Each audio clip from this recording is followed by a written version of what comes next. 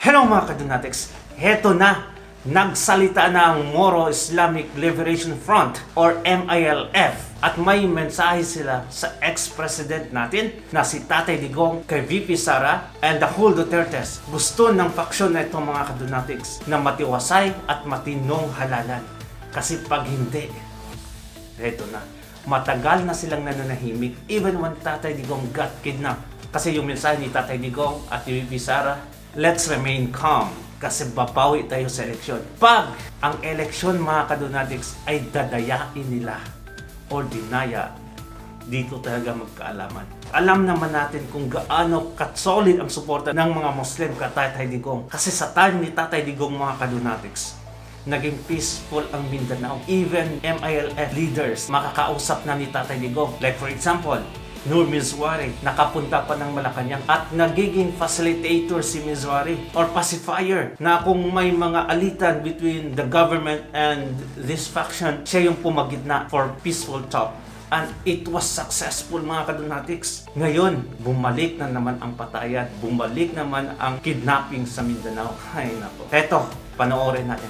A'udhu billahi minasyaitonir rajim. Bismillahirrahmanirrahim. Alhamdulillah rabbil alamin wa bihi nasta'in wa alayna tawakkal wa ba'd. Assalamualaikum warahmatullahi taala wabarakatuh. And good evening po sa aking pamangkin na si Andres. Grabe oh. Hindi pa nakamask yung isa, no? Pati yung leader nila. Grabe. It's a statement mga kadunatics na ganon sila kaseryoso. Pinakita talaga nila yung face nila. Walang threat dito, pero there's a message behind. Let's go. Si Almira. At good evening po sa ating ex-president, mahal nating Presidente Rodrigo Duterte, ug sa kaniyang anak, kay Sara Duterte, sa aking kapatid na si Bongo, Senator Bongo, at sa aking kapatid rin na aktor natin dito sa movie ng ating Pilipinas ay si Senator Philip Salvador. Maraming salamat po sa inyong video kung ay pinakita po sa akin ng aking pamangkin. Kami po ay nagpapasalamat. Sana po makain na po ang personal na makikita po namin dito sa Cambilal, dinalapa dito sa Lanao del Norte and Northwestern Mindanao Front. At asahan po namin yan. Kayo po ay dadating ng hindi pa dumating ng ating halalan May 12 ay nandito po kayo. Kami po ay nagpapasalamat kapatid na Philip Salvador. Sana po ang gusto po namin kayo po ay mananalo. Well, mga kadunatics, may armas sila. It's a very strong statement for the government, mga kadunatics, na wala talagang dayaan ang mangyayari. Ito, next video natin, mga kadunatics. Ted Filon at DJ Chacha sinabi kung bakit takot na takot sila kay VP Sara Duterte. Halos lahat ng means para lang mapatalsik si Inday Sara, ginagawa na nila. Ito yung reason, mga kadunatics. Panoorin natin. Mga makasurvive dito si VP Sara. Ay, naku. Ayan na. Uy, oo. Medyo kung ako, kakabahan ako.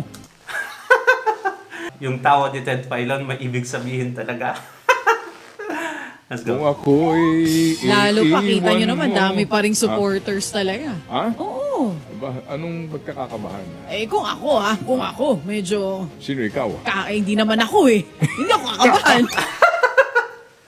Totoo yan. Kinabahan na sila. Yung mukha ni Tambalos-Los Romualdez, kinabahan talaga. Tingnan nyo yung bagong speech niya. Nag-please-please na siya na iboto talaga yung alyansa. Solid talaga. Yung mukha niya doon, mga kadunatics, tense na tense. Ayun na, nagsimula na. There's going to be a reckoning. Maybe this will not be the time, but pretty soon it will come. And we're slowly seeing the signs. Let's go. Hindi ako kasali dyan sa mga, di ba? Hindi ka Nagpasimu-simuno niyan. Ha? Oo. Pang-aasar. Grabe yung background music ni ni Big Boy para talagang Suspense. revenge. Pagbabalik. Well, sabi nga, hanggat may buhay, may pag-asa. At alam nila yan. Di ba, na binigyan ka ng second chance. Ayun. Dapat pag umalis ka sa pwesto, Ang iisipin ng taong bayan, yung legacy na iniwan mo, Yun na nga. Mensahe yan sa'yo, Bongbong Marcos. Sinayang mo. at hindi mo ipinahiya, di ba, ang inyong angkan Correct. sa pagbibigay ng pagkakataon, second chance sa mga Pilipino. Dahil ang pamilyang Marcos, alam ko naman ang pinagdaanan kung gaano po sa nasira, kung nasira man ang tamang term doon, sa pangalan nila. Tama. Second chance talaga. Decades ago mga kadonatics, kung gaano nila i-defend yung sarili nila na hindi sila magnanakaw. And now is the time, binigyan sila ng chance na ipakita sa taong bayan na hindi talaga sila magnanakaw. But he failed. In his 3 years of being a president mga kadonatics, grabe, mas malala pa sa previous presidents natin. Except Katati Digong, ang nangyari. 3 years pa lang, pero grabe kagulo yung bansa. Mas lalong pinalala niya ang sitwasyon nila. Oo, ngayon pa lang, ito na yung sitwasyon natin. Dito po sa Bangayan, sa politika at hindi pa tapos to. Kasi pagkatapos ng eleksyon, may paparating pang panibagong bakbakan. Ano kaya yan?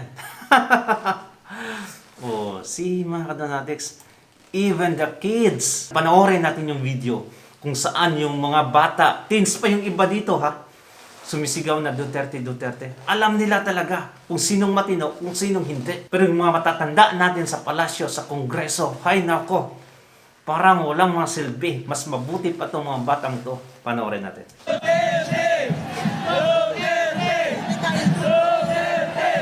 Tingnan mo. Parade. Nope. Duterte rally. Yes. Check.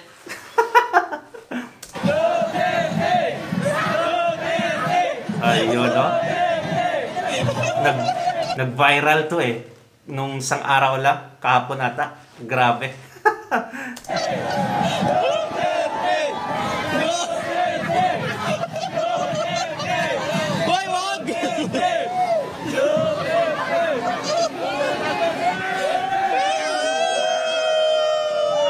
Sigawan talaga sila, di ba? Dito mo talaga makikita. Kasi iba yung mga bata, mga kadonatics. Hindi mo mapasinungalingan yan. Di yan mabigyan ng script na ganun-ganun lang. Kung nakikita nila yung taong matino, ina-appreciate nila. Kaya nga sabi nila is, hindi magsisinungaling yung bata.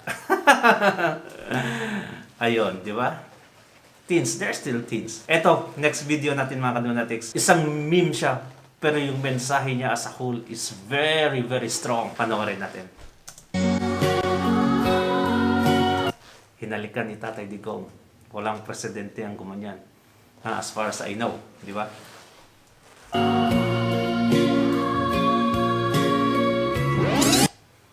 Ito talagang totoong nagsiservisyo.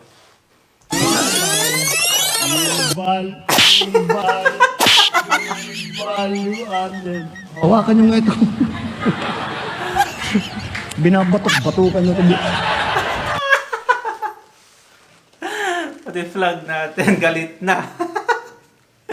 Ayun, nagsalita na yung kalikasan. Again.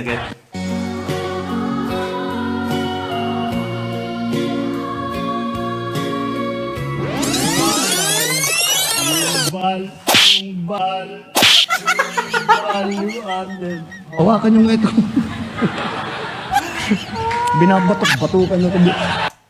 Philippine flags knows best. Ay nako, meme lang yan ha, pero very strong message. Anyway mga kadonatics, hindi natin makakalimutan yung dalawang membership natin. Oh, I'm so happy. May dalawang members na pala ako. Akala ko wala talaga, promise. Like, I've never checked the membership. Pero nung kahapon, chinek ko, naku, may dalawa na palang nagpa-member sa akin. Kaya maraming salamat sa inyo. Vicky and Mil Anson Reyes. Maraming salamat sa inyo. At sa mga hindi members naman, don't worry, mabuhay din kayo. But if you want to join, it's up to you. But please don't forget to subscribe. Bye-bye.